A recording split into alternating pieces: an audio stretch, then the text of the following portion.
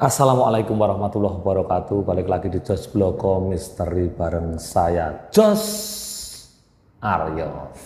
Terima kasih teman-teman semuanya yang sampai saat ini masih mensupport video-video cerita misteri di Jos Bloko Misteri ini. Semoga kalian semua dimanapun berada selalu dalam keadaan sehat. Tentunya kalau sehat itu bisa beraktivitas dengan lancar dan dilancarkan segala rezekinya, dimudahkan segala urusannya di dunia ini. Dan terima kasih untuk subscriber Jos Bloko Misteri dan juga follower Jos Bloko Misteri yang selalu setia mendukung channel kita ini, konten-konten misteri kita ini. Semoga kalian semuanya selalu dimudahkan urusannya di dunia ini, amin.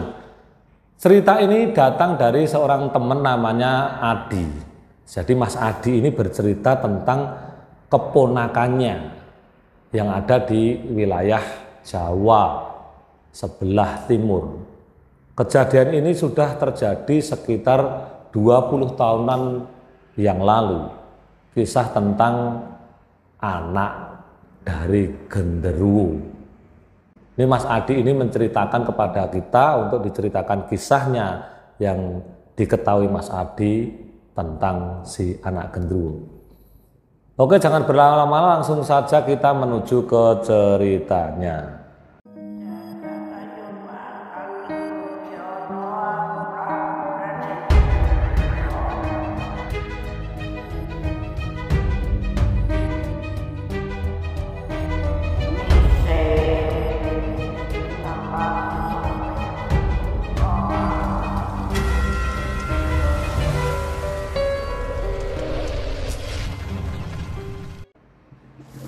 Jadi sekitar tahun 1998 yang lalu, itu ada seorang anak kecil. Itu yang konon katanya menurut semua warga yang ada di situ adalah anak dari hasil perselingkuhan. Yang akhirnya orang tuanya si anak tersebut, sebut saja namanya itu Prapti. Mbak Prapti ini punya suami yang bekerja di luar kota, yang pulang seminggu sekali. Bahkan jikalau ada kerjaan yang sangat rumit, bahkan 1 bulan baru pulang. Mbak Prapti ini anak tunggal dari Bu Wagiem dan suaminya mempunyai anak 1 tunggal perempuan, yaitu Mbak Prapti ini. Setelah Mbak Prapti ini menikah dengan Parto ini adalah suami daripada Mbak Prapti. Dua pasangan ini hidup di pedesaan pada saat itu. Nah, setelah sulitnya ekonomi yang dialami oleh Mbak Prapti dan suaminya ini, karena ibu dari Mbak Prapti ini, Bu Wagiem ini hanya bekerja di ladang sebuah juragan yang memiliki perkebunan di situ. Akhirnya setelah menikah dengan Mas Parto ini, Mbak Prapti diajaklah pindah dari tempat itu. Dia mengontrak di sebuah rumah di sebelah kampung, tepat kampung orang tuanya. Tapi setelah berjalannya waktu, si Mas Parto ini mendapatkan panggilan sebagai buruh serabutan di kota. Dan dengan perginya Mas Parto ini, akhirnya Mbak Prapti ini mengalami hal yang aneh. Di saat Mas Parto ini bekerja di luar kota, setiap malam itu Mbak Prapti ini merasa Mas Parto ini pulang. Seperti setiap hari bersama dengan suaminya kalau malam, hanya kalau malam. Namun setelah kejadian itu, karena waktu itu belum ada telepon maupun telepon genggam ya waktu itu, jadi tidak ada hubungan antara istrinya dengan Mas Parto yang ada di luar kota. Singkat cerita, genap 1 tahun setelah mengabarkan bahwa Mbak Prapti ini mengalami kehamilan, Mas Parto ini tidak menerima tentang kehamilan Mbak Prapti. Dikarenakan apa? Karena Mas Parto ini jarang sekali berhubungan dengan Mbak Prapti, istrinya ini. Singkat cerita, ada cekcok di situ dan si Mas Parto ini marah, akhirnya ditinggallah Mbak Prapti setelah kelahiran anaknya. Padahal anak yang dilahirkan oleh Mbak Prapti ini adalah anak dari suaminya menurut Mbak Prapti. Karena memang suaminya Mbak Prapti ini tiap malam bahkan seminggu hampir 3 kali itu pulang. Tapi Mas Praptonya tidak mengakui bahwa Mas Prapto ini pulang 1 bulan sekali. Nah, di situ penuh dengan kejanggalan. Menurut orang desa situ, Mbak Prapti ini diselingkuhi oleh sosok genderuwo. Lah, datangnya dari mana sih genderuwo ini? Mbak Prapti juga tidak paham. Yang tahunya Mbak Prapti ini juga merasa berhubungan dengan suaminya. Setelah anak itu lahir dan anak bayi itu sangat tampan sekali, tapi suaminya Prapti ini tetap tidak mau mengakui dia sebagai anak. Tiba-tiba hal itu terjadi, suami dari Mbak Prapti ini pergi entah kemana. Dia menceraikan Mbak Prapti dengan rasa yang saat itu sedang mempunyai anak kecil. Punya permasalahan seperti itu, Mbak Prapti putus asa. Akhirnya Mbak Prapti ini juga meninggalkan rumah tersebut. Si bayi ini dirawat oleh neneknya, yaitu ibu dari Mbak Prapti tadi. Anak ini namanya Bayu, diberi nama Bayu, dirawat oleh Ibu Wagiem ya, yang merupakan adalah ibu dari Mbak Prapti. Setelah berjalannya waktu, si bayi yang tampan ini akhirnya sudah mulai besar. Di usianya yang ke-5 tahun, si Bayu kecil ini sudah memiliki tanda-tanda yang tidak seperti orang biasa. Dia suka diolok-olok oleh tetangganya, suka dibilangi dengan anak-anak seusianya itu dengan sebutan anak haram. Karena memang di saat kelahirannya ini, si bapaknya Mas Parto tadi tidak mau mengakui bahwa itu hasil hubungannya dengan Mbak Prapti. Setelah mendengar celotehan dari teman-temannya, sering diejek kemana-mana, sering dibully, anak ini keluar amarahnya dan memukul salah satu anak yang mengejek si Bayu tadi. Kebetulan si Mbok Wagiem ini bekerja di tempatnya Juragan Parman yang mempunyai perkebunan itu. Anak yang mengejek Bayu ini adalah anak dari Juragan Parman, yaitu juragan yang neneknya Bayu ini bekerja di situ. Dipukullah oleh si Bayu. Akhirnya anak itu terlempar lebih dari 100 meter hanya dengan tamparan karena amarahnya si Bayu. Sungguh menjilau sekali, anak seusia itu punya kekuatan yang luar biasa. Dengar seperti itu, Juragan Parman sangat marah sekali dan akhirnya Bayu ini ditangkap oleh Juragan Parman dan anak buahnya. Dia dihukum, dipukuli, dicambui pakai cambuk kecil itu. Si Bayu kecil ini tidak merasakan sakit, malah berani melawan Juragan Parman. Singkat cerita, si nenek Wagiem ini memohonkan maaf kepada Juragan Parman tentang kelakuan cucunya tersebut. Namun Juragan Parman tidak mau tahu. Cucumu ini harus dibilangi. Anak haram seperti ini berani memukul anakku. Akhirnya si Bayu mendengar itu semakin marah. Bayu pergi dari tempat itu dan meninggalkan neneknya. Neneknya pun masih memohon maaf kepada Juragan Parman. Dengan tidak digubris Juragan Parman, si Bayu kecil tadi berlari menuju ke hutan Wingit, hutan yang terkenal di daerah situ angker. Dan di hutan itu si Bayu ditemui oleh sosok-sosok makhluk-makhluk halus yang ada di situ. Namun si Bayu ini tidak punya rasa takut. Dia karena masih amarahnya masih memuncak dengan kejadian dipukul dan dicambui oleh Juragan Parman tadi karena diejek anak haram, dia semakin bertekad untuk berdiam diri di tengah hutan. Di bawah pohon besar itu si Bayu termenung sendirian. Akhirnya banyak makhluk-makhluk halus itu yang menemui Bayu, namun Bayu di situ tidak ada rasa takut sama sekali. Tiba-tiba dari belakang pohon besar itu, di tempat si Bayu duduk, ada suara yang menggelegar memanggil namanya Bayu.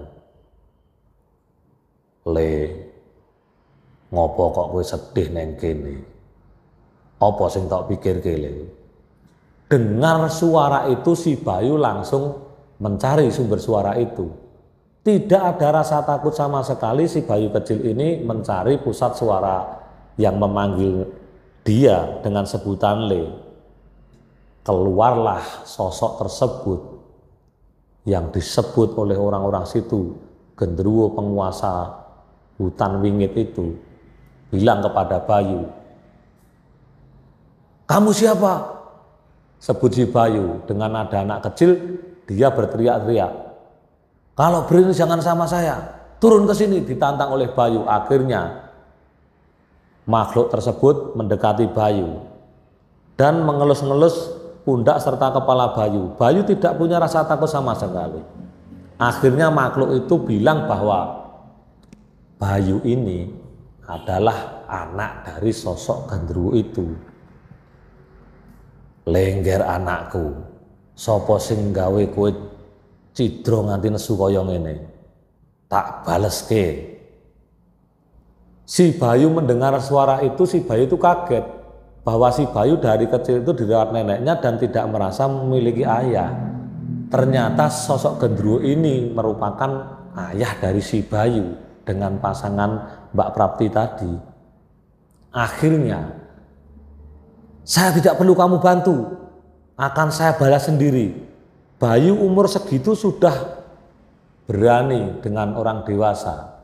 Karena memang menjilau sekali si Bayu ini dengan wajah yang ganteng dan tampan. Sebetulnya si Bayu ini terlahir dengan wajah yang sangat tampan. Ternyata bapak dari si Bayu ini adalah sosok genderuwo tersebut.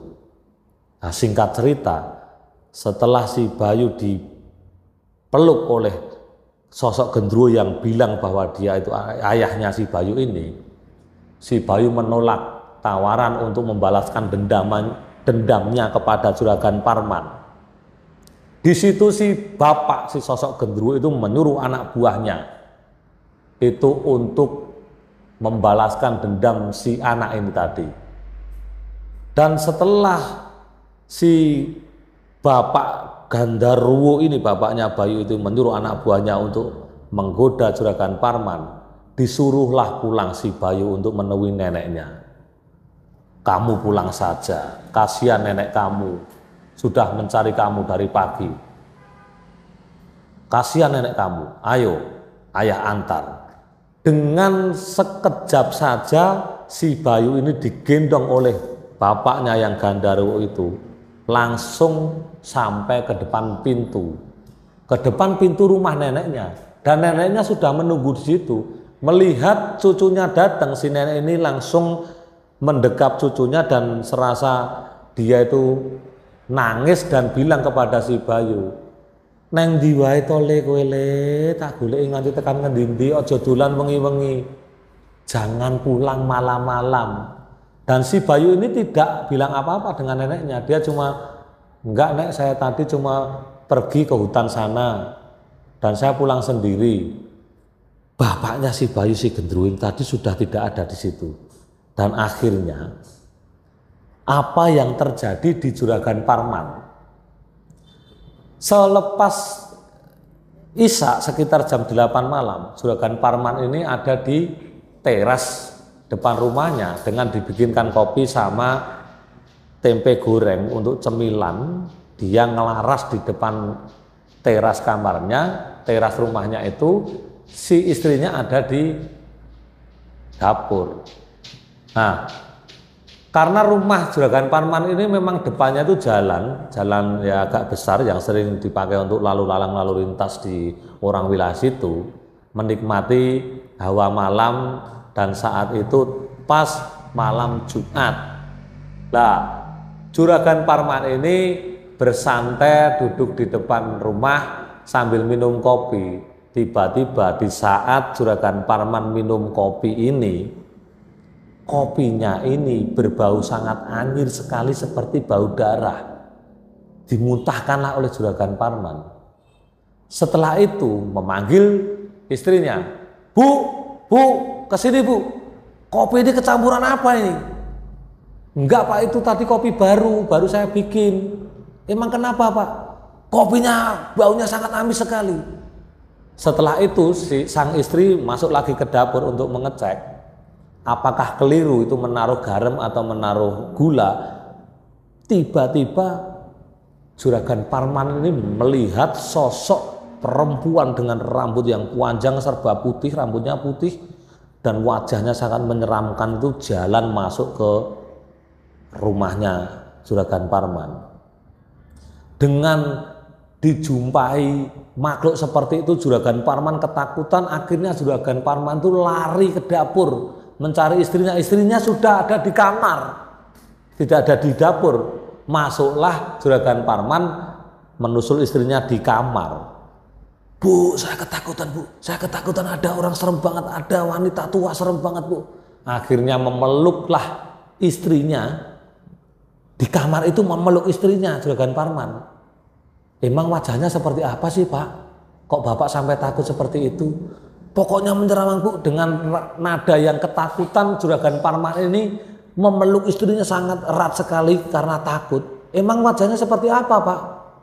Menyeramkan sekali Bu. Setelah istrinya ini berbalik, wajahnya seperti apa Pak? Wajah istrinya ini berubah seperti makhluk yang ditemui Juragan Parman di depan tadi. Memang ini sosok kuntilanak yang suruhan oleh ayahnya si Bayu yang Raja Genderuwo di hutan Wingit tadi. Dengar seperti itu, Juragan Parman semakin ketakutan karena meninggalkan istrinya yang ternyata makhluk itu. Juragan Parman lari ketakutan tunggang langgang keluar dari kamar mencari istrinya yang asli, tidak ketemu. Setelah itu Juragan Parman dipergoki lagi di ruang tamu oleh makhluk itu. Dibilangilah oleh makhluk itu, kalau kamu masih mengganggu anak itu, kamu yang akan aku hancurkan, termasuk keluargamu. Makhluk itu mengancam Juragan Parman. Akhirnya Juragan Parman saking takutnya, keesokan paginya Juragan Parman pagi-pagi betul, Juragan Parman itu menemui nenek dari Bayu tadi untuk mohon maaf. Dan menyuruhnya si nenek itu untuk bekerja lagi. Karena nenek tadi sempat dipecat gara-gara ulah cucunya yang memukul anak dari Juragan Parman. Saking ketakutannya Juragan Parman itu, hingga akhirnya si Bayu ini tidak mau memaafkan Juragan Parman. Bayu tetap sinis sekali terhadap Juragan Parman dan selalu mengganggu Juragan Parman dan keluarganya. Karena Bayu ini, walaupun Bayu ini keturunan dari sosok Genderuwo itu, tapi didikan neneknya ini, Bayu merupakan anak yang cerdas dan Bayu anak yang penurut sebetulnya. Setelah semuanya itu terjadi, setiap malam sosok Genderuwo, ayah dari Bayu ini, selalu hadir menemui Bayu, tapi sang nenek ini tidak tahu. Bahkan sang nenek sempat khawatir dan gelisah kenapa anak ini selalu bicara sendiri dan setiap malam selalu keluar dari rumah. Dia selalu keluar ngobrol dengan ayahnya sebetulnya yang merupakan sosok Genderuwo penguasa hutan Wingit itu. Akhir cerita, Bayu semakin besar, semakin besar. Akhirnya Bayu tidak bisa melihat ayahnya lagi karena mungkin sudah tertutup. Bayu sudah menjadi manusia normal lagi seperti layaknya manusia-manusia biasa. Dan neneknya pun sudah mulai tua renta. Si Bayu ini merawat neneknya. Sampai akhir cerita pun si Bayu tidak pernah bertemu dengan ayah yang merupakan suami dari ibunya tadi. Bayu tetap sebatang kara dengan Bayu merawat neneknya, dan kakeknya si Bayu pun ini sudah mendahului neneknya. Akhirnya Bayu hidup dengan neneknya, merawat neneknya, hidup di wilayah itu. Sampai cerita ini hadir ke Jos Bloko Misteri dengan diberitahukan salah satu teman Jos Bloko tadi, Bayu sekarang nasibnya seperti apa. Oke, seseram ini cerita dari si Bayu yang merupakan anak dari Gandarwo, penguasa hutan wingit. Salam misteri, Jos Bloko miris.